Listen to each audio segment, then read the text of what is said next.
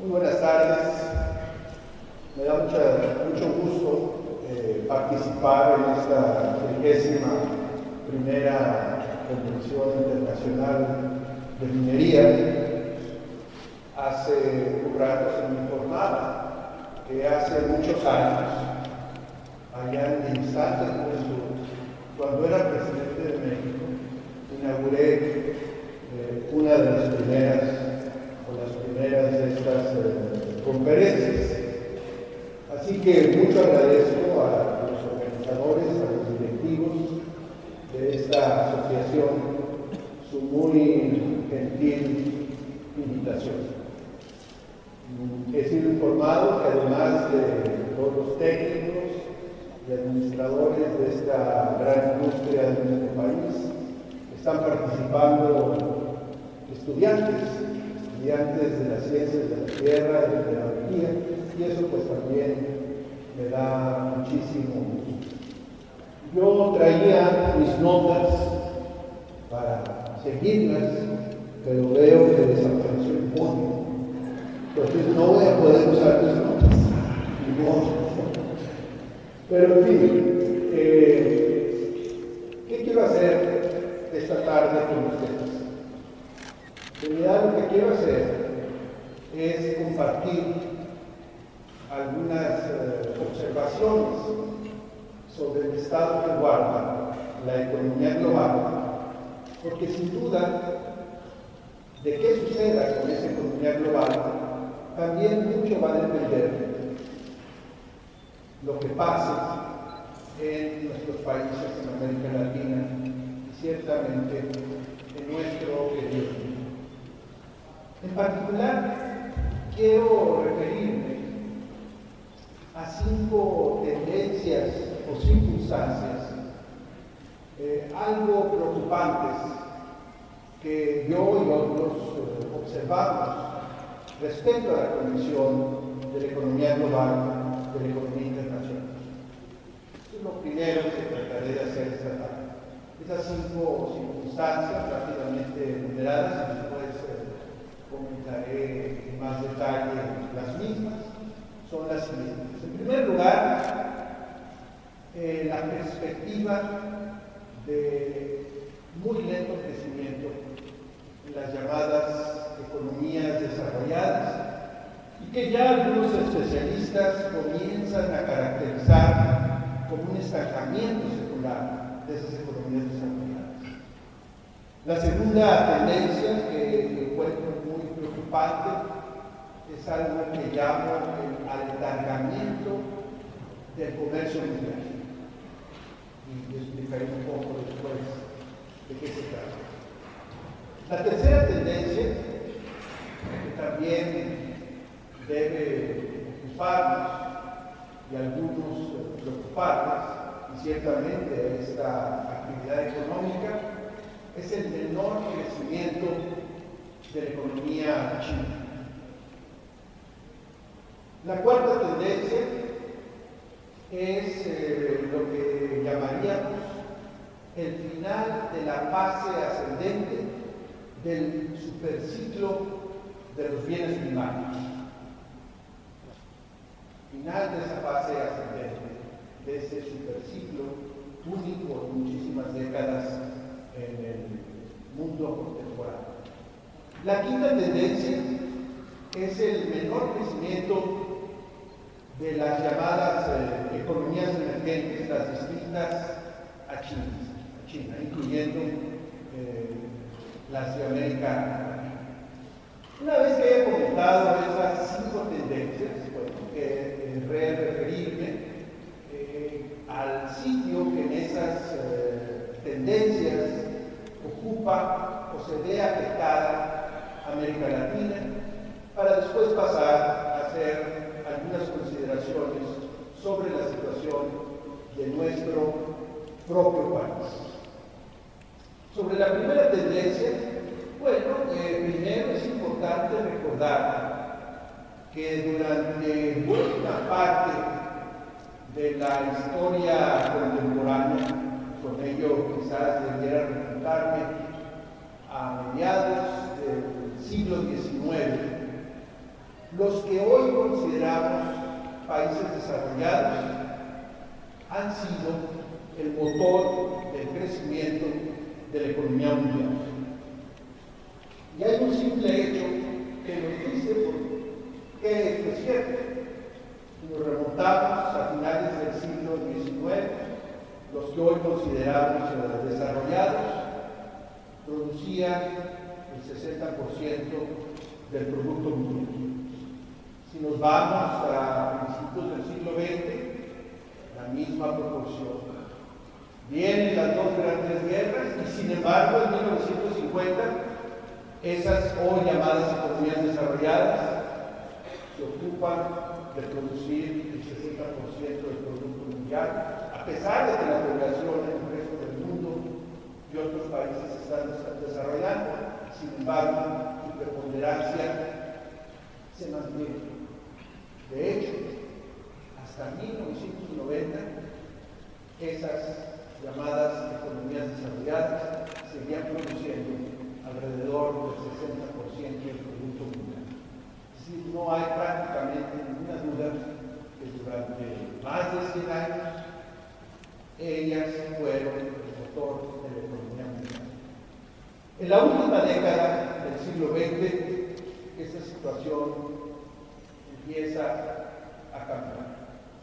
Y cambia no tanto porque las economías desarrolladas se hayan estancado entonces, sino que un conjunto de economías de países en desarrollo empiezan a tener un crecimiento apreciablemente más rápido que en el pasado.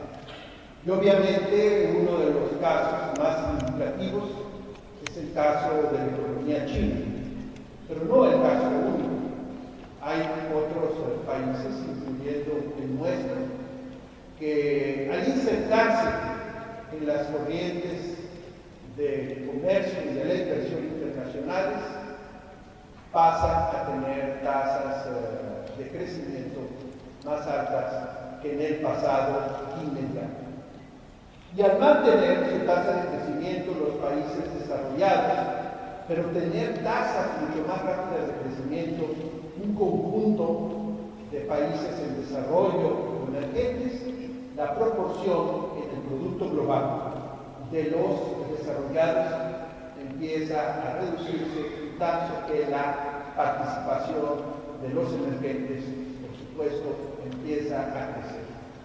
Al punto que hasta el momento en que estalla la gran crisis, que con gran fuerza ya estalló en el otoño del 2008, la participación en el Producto Mundial de los países desarrollados era ya menor al 50%, y por lo mismo el resto, los emergentes en desarrollo, producían y siguen produciendo más de la mitad del Producto Mundial.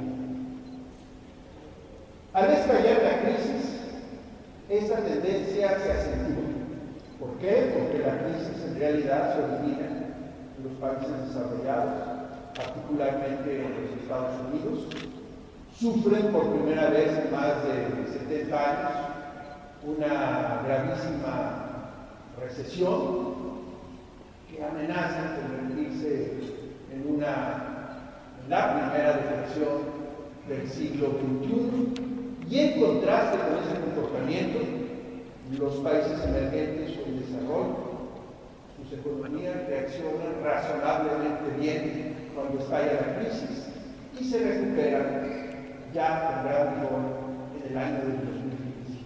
Todo esto apuntaba a que esa tendencia de los últimos 20 años anteriores a la crisis se reafirma en ella. En realidad, los países desarrollados, después de la gran sacudida del 2008 y en particular en el 2009, donde prácticamente todos ellos tuvieron contracciones en su economía, les ha tomado mucho trabajo recuperarse. Tanto por la propia crisis, pero también podríamos decir por fallas en sus propias políticas económicas. Tenemos, por ejemplo, el caso de la Unión Europea, particular el caso de las economías que pertenecen a la Unión Monetaria Europea, que habían reaccionado con cierta confianza al estallar la crisis, teniendo gran responsabilidad, como fue el caso de los Estados Unidos por la crisis. Pero de repente los problemas de los países llamados periféricos de la Unión Monetaria Europea empiezan a surgir y ya para el 2011 la Unión Monetaria Europea se encuentra sumida en una crisis mucho más grave que la que se les presentaba a principios del 2009. A punto tal que en algunos momentos del 2011, del 2012, quedó en duda la permanencia de la Unión Monetaria Europea, es decir, la existencia o la persistencia del euro, y eso trae como consecuencias tasas de crecimiento negativas de nuevo, así como en el 2009, en el 2012 y en el 2013 para la Unión Monetaria Europea o la Unión, los países, el conjunto de países que pertenecen a la zona del euro. Alguna recuperación han tenido ya, pero en el mejor de los casos se vislumbra que en los próximos años el crecimiento de ese conjunto de países, que es uno de los grandes componentes de la economía mundial, estará en algo más del 1%, pero difícilmente se aproximará al 2%. Los Estados Unidos se recuperaron con mayor claridad de la crisis del 2008, del 2009, pero sin embargo su crecimiento no vuelve a ser el que tuvieron antes de la crisis. En promedio, entre el 2010 y el 2014, la economía de los Estados Unidos ha crecido al 2%.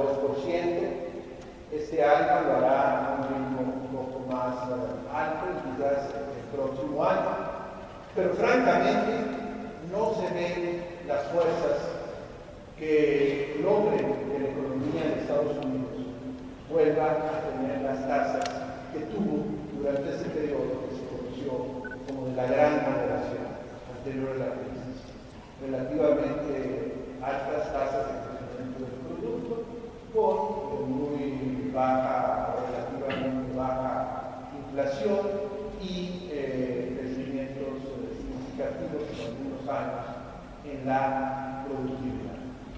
Y la preocupación hoy en día es de que a pesar de que tanto los países europeos como los Estados Unidos están teniendo crecimiento positivo, no se ven esas fuerzas que en el futuro vayan a permitir que en su conjunto esos países sean un motor significativo, ni mucho menos el crecimiento de la economía mundial. Y esta situación ha sido el caso, ni más ni menos, para la otra gran potencia de ese conjunto de países, que es el caso de Japón. Como mencionaba al principio, algunos economistas empiezan a hablar ya del estancamiento secular de las economías desarrolladas. Para algunos, la descripción de este fenómeno se refiere simplemente a una insuficiencia en la demanda agregada en relación al producto potencial de esas economías, a pesar de que estamos en condiciones de tasas de interés increíblemente bajas para cualquier estándar histórico. Otros expresan esta hipótesis del estancamiento secular en términos más estructurales. Se refieren a factores demográficos. El hecho de que el envejecimiento de la población esté conduciendo a una tasa de participación mucho más baja en la fuerza laboral, y por lo mismo se está reduciendo la disponibilidad de un factor productivo muy importante, que es el de la fuerza de trabajo, simplemente por razones demográficas. También considera el hecho de que estos países, dada, digamos, su historia de inversión en capital humano, han alcanzado ya, digamos, su frontera educativa, que difícilmente pueden mejorar el promedio de educación de su población, y eso significa pues, que este factor no podrá ser un factor de crecimiento, a menos que algo que no sabemos, que conocemos hoy, sucede. Y otro factor que es muy interesante, todavía en materia de gran debate entre los analistas, es el hecho de que no se observa que a estas alturas la última revolución, digamos, del conocimiento que ha tenido gran impacto productivo, podríamos llamarla una tercera gran revolución industrial, a saber, la revolución de la tecnología de la información, esté ya teniendo efectos tangibles en el incremento de la productividad. Algunos economistas sostienen que ese efecto ya se dio y que a menos que suceda algo que no conocemos todavía, no podemos esperar, por lo menos en lo que se refiere a los países desarrollados, que los avances en la tecnología de la información signifiquen incrementos significativos en la productividad total de los factores productivos. Y por todo ello, se habla del estancamiento secular, es decir, no podemos apostarle al crecimiento adicional de los desarrollados como una fuente de oportunidad para el crecimiento del resto de los países en el mundo. El segundo factor, también muy preocupante, es el alargamiento del comercio mundial. Desde el final de la Segunda Guerra Mundial y hasta el 2008, el comercio mundial tendía a crecer a tasas que eran múltiplos del crecimiento del Producto Mundial. Típicamente, el comercio mundial crecía al doble de la tasa del Producto Mundial, en unos años hasta ahí. De hecho, esta tendencia se aceleró en los 20 años anteriores al estallamiento de la crisis. Explicado esto por lo que ya comentaba, países como China se insertan dinámicamente, incluso la globalización, pero no solamente China, muchos otros países emergentes, México es otro ejemplo. México empezó a abrirse a las corrientes del comercio mundial de inversión, como no lo había hecho antes, y este caso se repite para muchos otros países, y antes del 2008 el comercio venía creciendo rápidamente. ¿Cuál era la consecuencia de esto? Pues la consecuencia de esto era que si en 1960 el comercio mundial representaba el 25% del Producto Mundial, en el 2008 el comercio mundial ya representaba el 60% del comercio mundial. Y la perspectiva era que esto iba a seguir creciendo. ¿Qué ha sucedido? Desde la gran crisis ha venido creciendo la tasa imparables al crecimiento del Producto Mundial, y la proporción del comercio respecto al producto se ha estancado donde estaba en el 2002, es decir, alrededor del 60%. Esto ha llevado a algunos a preguntarse si ya se llegó al límite en lo que es el comercio mundial en relación a la economía mundial. Algunos dicen que es el límite de la globalización, o de qué se trata. Pero en todo caso es algo que tenemos que estar muy atentos, porque eso va a definir oportunidades, pero sobre todo desafíos para las economías que han decidido apostar a la inserción en la economía mundial. La otra tendencia que debe preocuparnos es lo que ha venido sucediendo con la economía china. Recordemos que este ha sido un caso único en la historia de la humanidad. El éxito, la capacidad de crecimiento de esa economía ha sido realmente extraordinario. Hasta la gran crisis y durante casi un cuarto de siglo, el promedio de la economía china crecía a más del 10%. Y esto fue muy importante para los chinos porque eso les permitió sacar de la pobreza a cientos de millones de personas.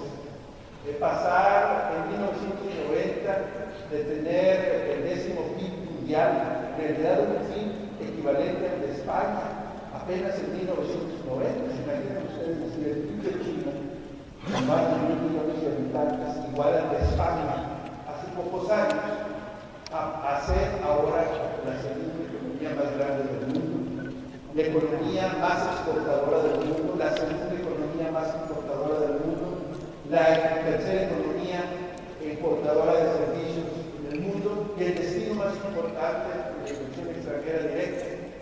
Eso lo lograron los chinos en apenas unos cuantos años. Luego, cuando estalló la crisis, ¿qué hicieron?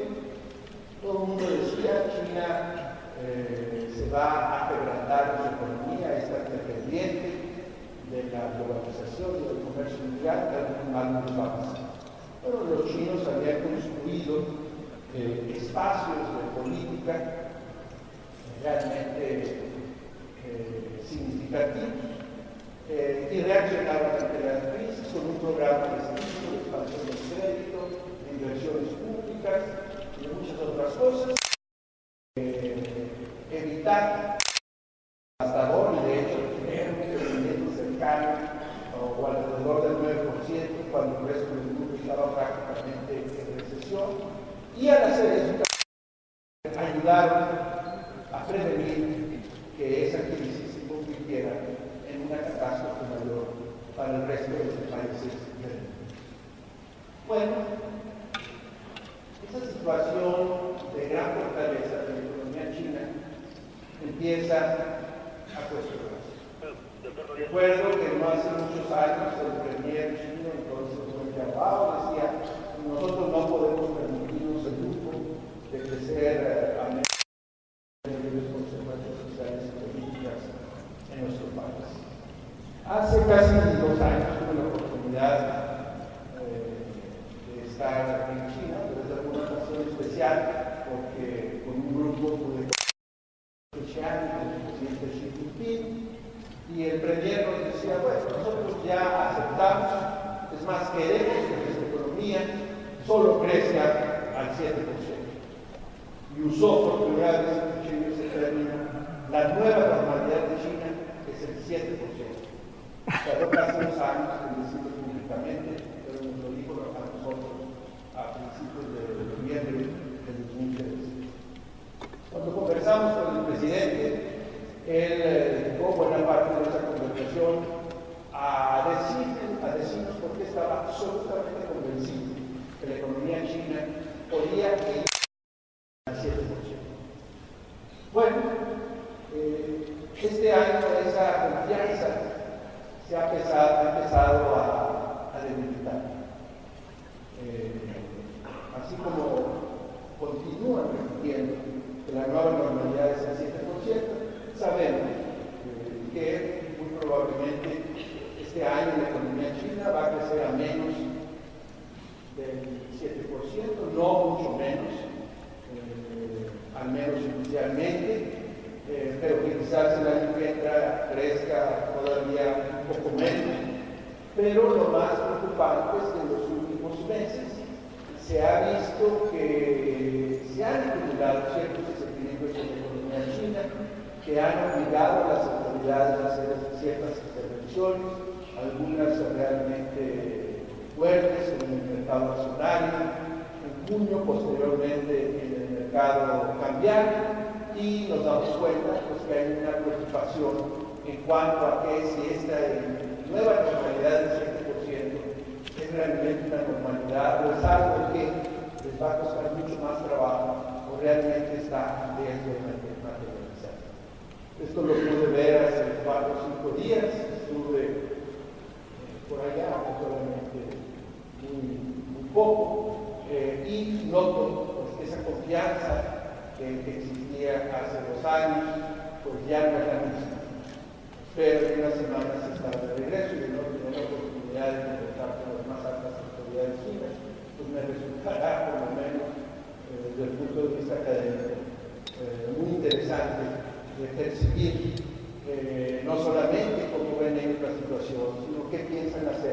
para que su economía se mantenga en una trayectoria dinámica.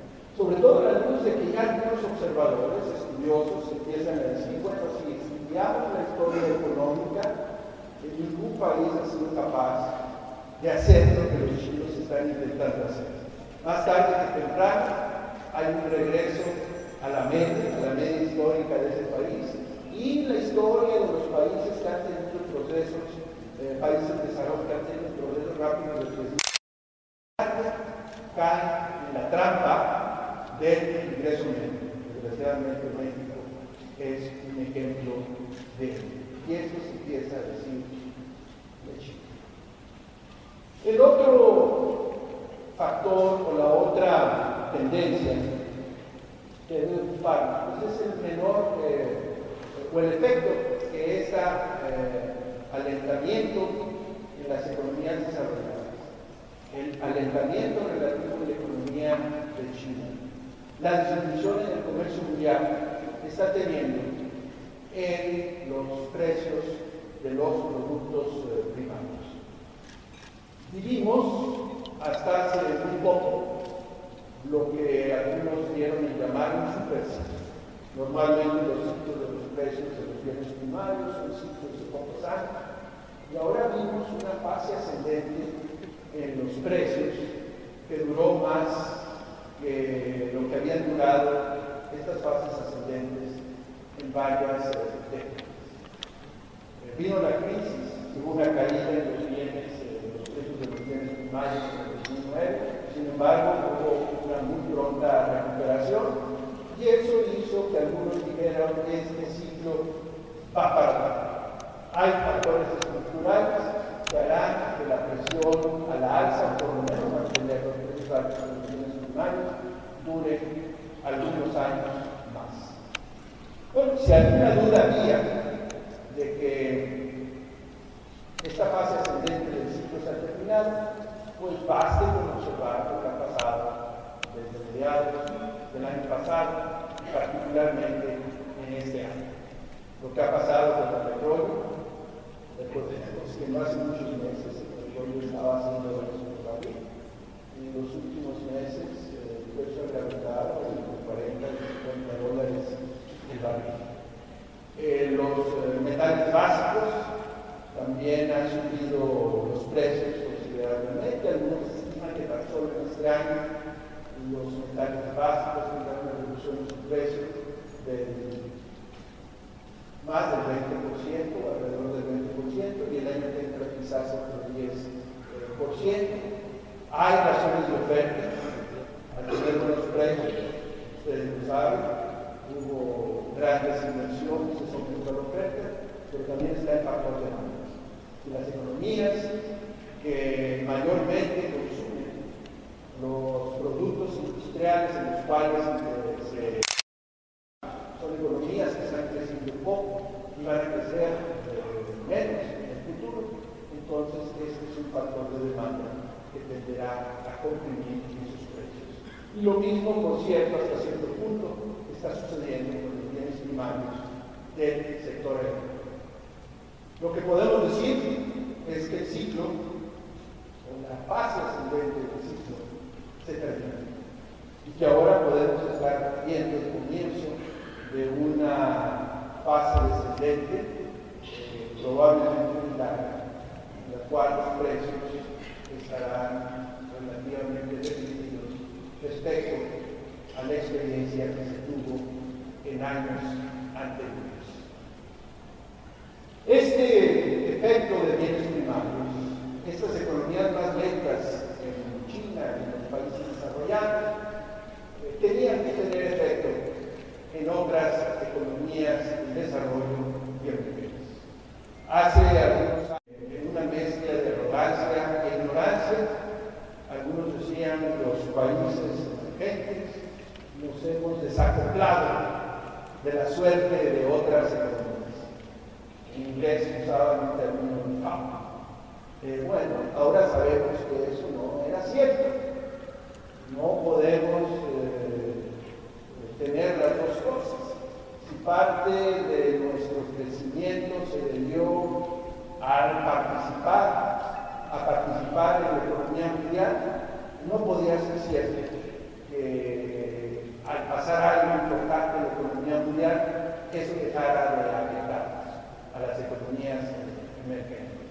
Y hoy nos encontramos pues, con un panorama de mucho más lento crecimiento en las economías emergentes distintas a China, pero China también. India este año es un caso, digamos, de excepción, está creciendo mucho más rápido que China, pero algunos piensan que esto no puede durar mucho tiempo. Y obviamente este alentamiento de las economías emergentes es un factor que también tenemos que tomar mucho en cuenta. ¿Qué significa todo esto para América Latina? Bueno, desgraciadamente, y por eso quise poner en quinto lugar la cuestión de los países emergentes, buena parte de la explicación del mal desempeño de las economías emergentes distintas a China se ubica en América Latina. América Latina, o se ha dicho, el encabezado hace 2 días del Fondo Monetario Internacional al presentar su panorama económico mundial decía, por 5º año consecutivo, las economías emergentes crecerán más lento que el año anterior. Esa es la historia de América Latina. Y en el fondo de ese comportamiento que se aplica a todas las economías emergentes está el comportamiento de las economías latinoamericanas. Durante varios años nos sentimos muy contentos, no tanto en México, y comentaré eso un poco, porque en nuestro caso era algo distinto, pero las economías del Cono Sur se vieron altamente beneficiadas de esta fase ascendente del ciclo, de su mayor interacción con la economía china, y hoy pues están viviendo las consecuencias de las tendencias que antes señalaban. El caso quizás más preocupante por su importancia relativa en el conjunto latinoamericano es el caso de Brasil, cuya economía al parecer habrá de contraerse hasta 3%. Y hace 2 días estaba con el expresidente Fernando Enrique Cardoso en Marruecos, y dice que esto no ha pasado desde cuándo, no ha pasado desde la Gran Depresión. Brasil no se había visto que la economía se contrajera 3% en un año desde la Gran Depresión. Y esto, pues, obviamente es muy serio, es muy grave, sobre todo porque estamos hablando de un país muy grande y un país que ha hecho notables avances, como el nuestro también, en muchos aspectos de la política social. Reducción de la pobreza, mejora de la distribución del ingreso. Y si la economía brasileña no se recupera pronto, pues algunos de esos avances, muchos de esos avances, podrían perderse o revertirse. Pero la economía argentina está estancada también, y obviamente está el caso dramático, triste, doloroso de Venezuela, cuya economía, algunos estiman que podría caer hasta el 10% este año.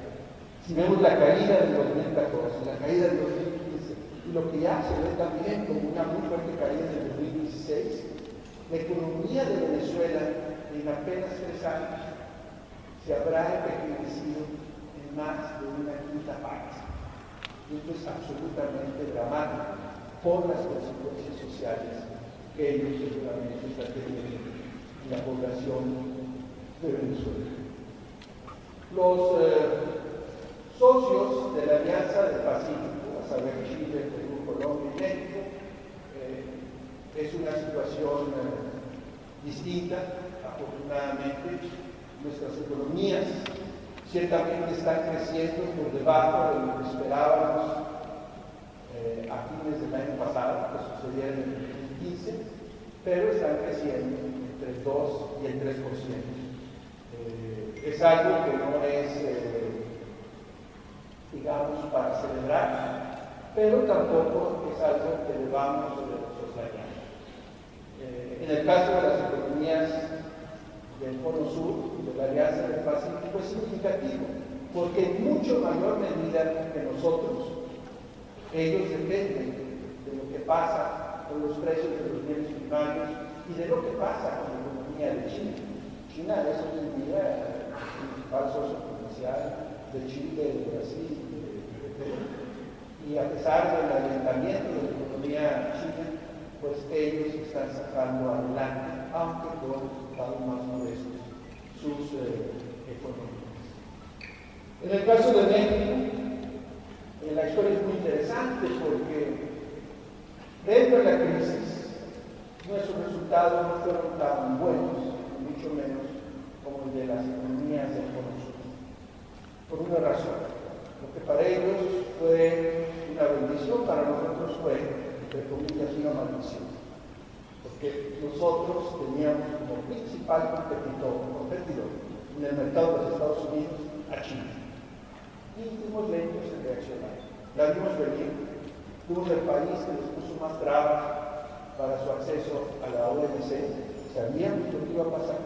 Sin embargo, pues, cuando llegaron, el huracán nos afectó bastante y nos llevó tiempo reconocer que China sí era un desafío, pero también era una gran oportunidad. Y apenas hasta ahora estamos empezando a reconocer esa oportunidad, viendo en qué medida nuestra economía puede beneficiarse más, tanto de la posición relativa de China en los Estados Unidos, ahora que están en este reequilibrio de su economía, como aprovechar el mercado chino, ahora que ese reequilibrio los está llevando a buscar un mayor consumo interno que en el pasado reciente. Pero en todo caso, pues las perspectivas para América Latina en este momento no son buenas. La gran preocupación es cómo saldrá Brasil de esta situación tan delicada, no solamente de carácter económico, sino también complicada por circunstancias de carácter político. La gran incógnita de Argentina, país que siempre, por sus recursos naturales, por sus características, espera que tenga un gran desempeño y algo sucede que lo impide.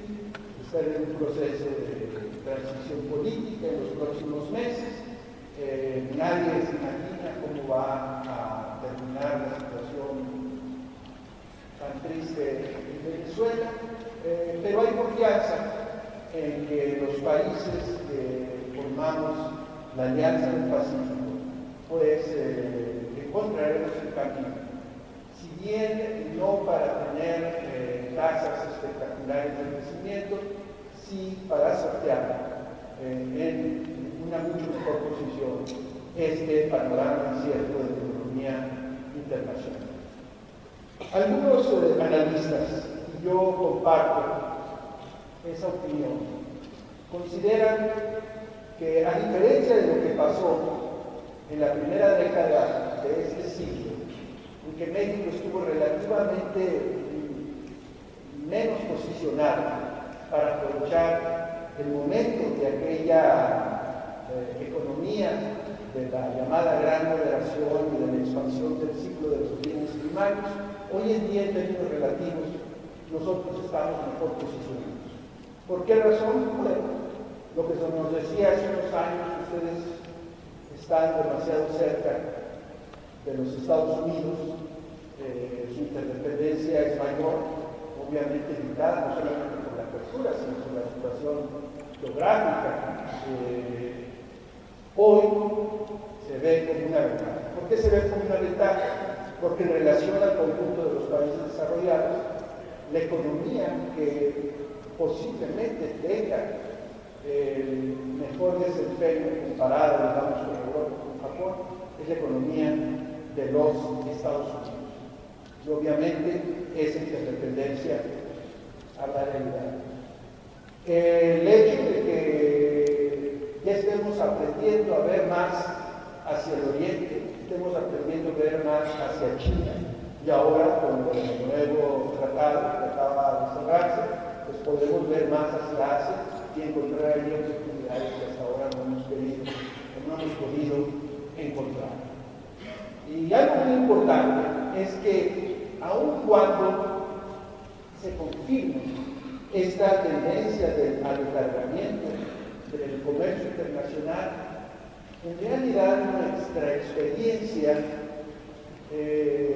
nos da una cierta ventaja comparativa por el desarrollo que ha tenido la industria en México. La industria, digamos, maquiladora y de ensamblaje.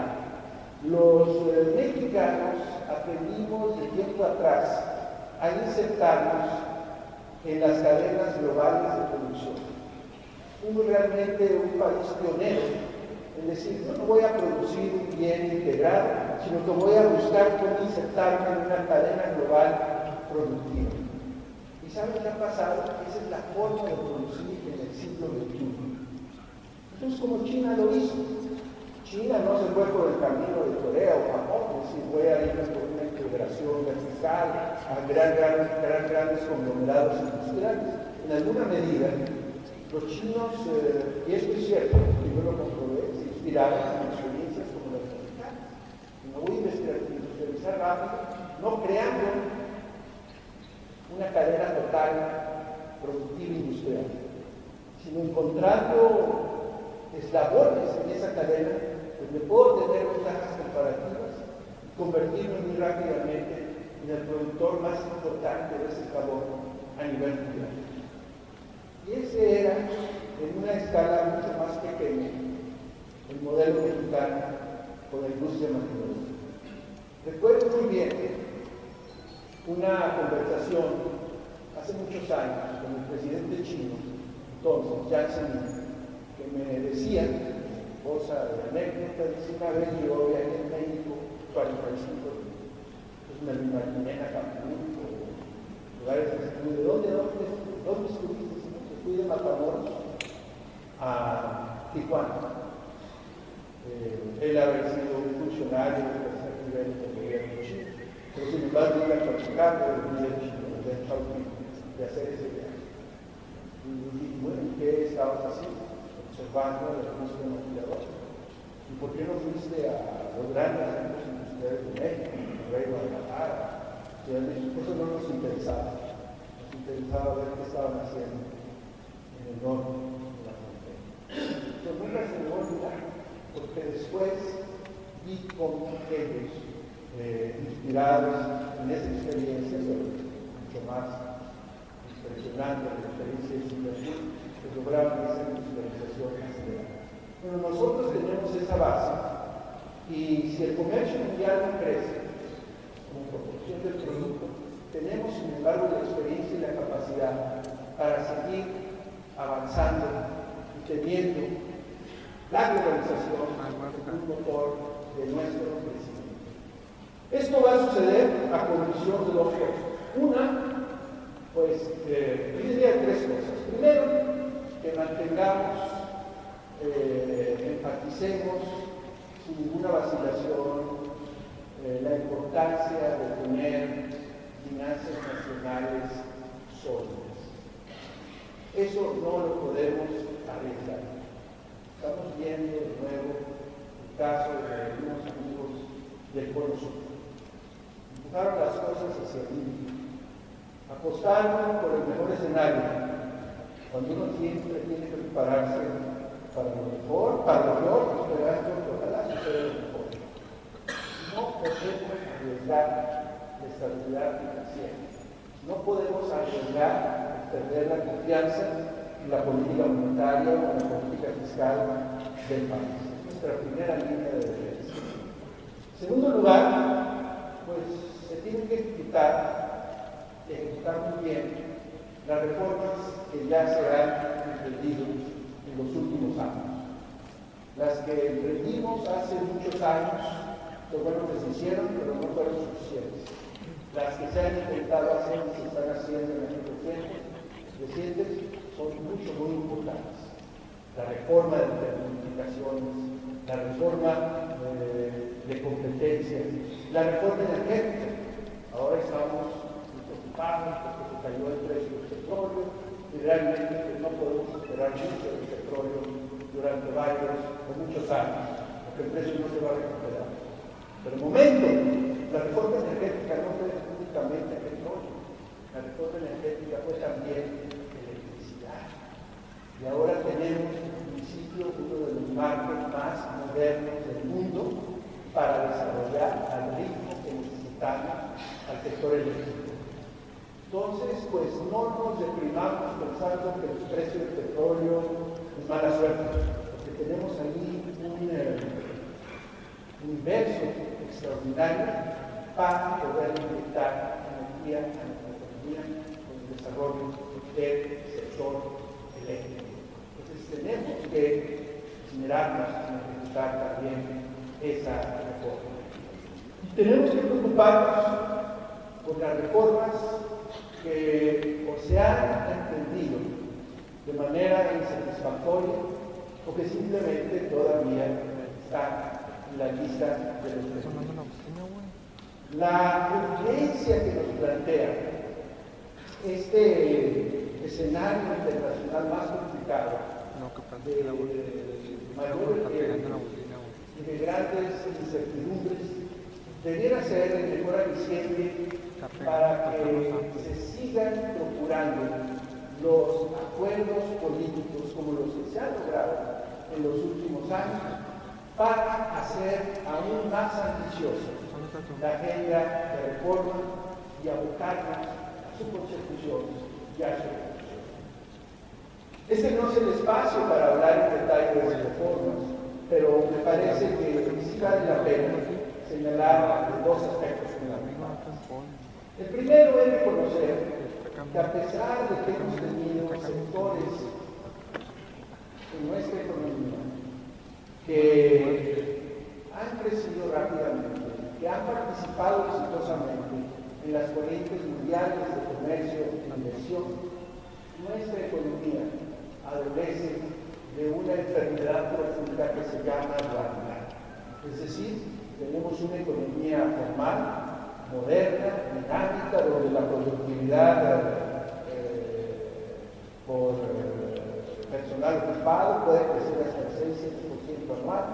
Y tenemos un gran sector en nuestra economía, el sector informal o tradicional, donde empleamos más del 50% de nuestra población económicamente activa y en donde la productividad está cayendo año con año. Entonces, lo que se hace en el sector moderno de la economía, el crecimiento que se genera en el sector moderno de la economía, se deshace en el sector informal tradicional de la economía.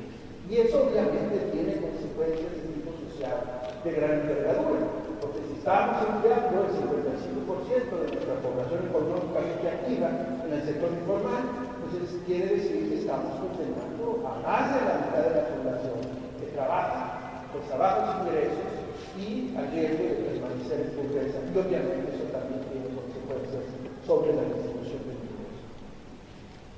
Obviamente que el tamaño del sector informal tiene que ver pues, con las condiciones pasadas, históricas, de poco crecimiento de nuestra economía. Para mucha gente, el emplearse en el sector informal es una opción de mejor, porque no hay nada más que hacer. La gente tiene que sobrevivir y se ocupa en ese sector informal.